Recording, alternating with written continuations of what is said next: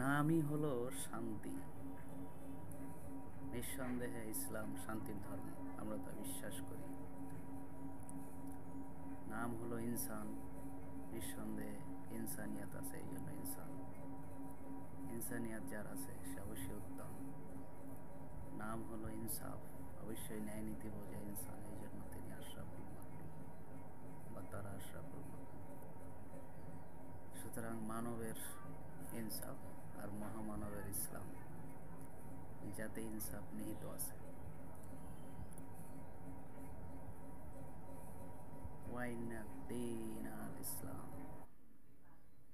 ওয়াইন্না দ্বীন আন নূর।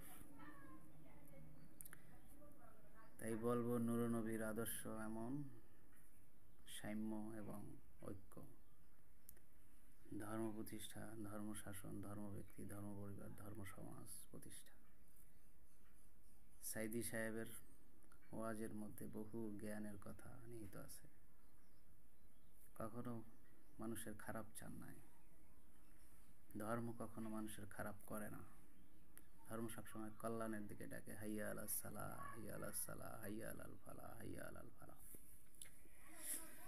সুতরাং ধর্মীয় জীবন কল্যাণকর জীবন। শরিয়াতুল্লাহর দেশে, সাইদি সাহেবের দেশে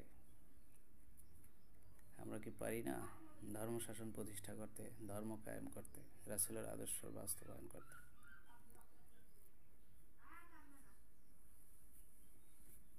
লা ইলাহা ইল্লা আনতা সুবহানাক আস্তাগফির আস্তাগফির আস্তাগফির।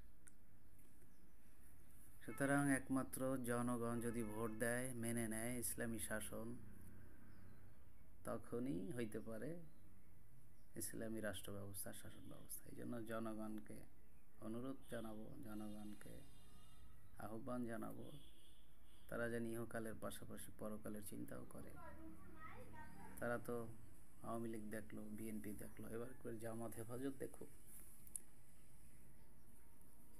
প্রতিদিন তাদেরকেই ডাকে হাইয়া আলাস সালাহ, হাইয়া আলাস সালাহ, হাইয়া আলাল ফালাহ, হাইয়া আলাল ফালাহ। তারাই তো ভুল আছে, ভুল তো তাদেরও আছে, তাদেরকে সুযোগ দেওয়া উচিত না? একজন ওলামা হাত উঠাইলে রবের দরবারে, আর একজন সাধারণ লোক মুসল্লি হাত উঠাইলে নিঃসন্দেহে ওলামার হাতই উত্তম হবে।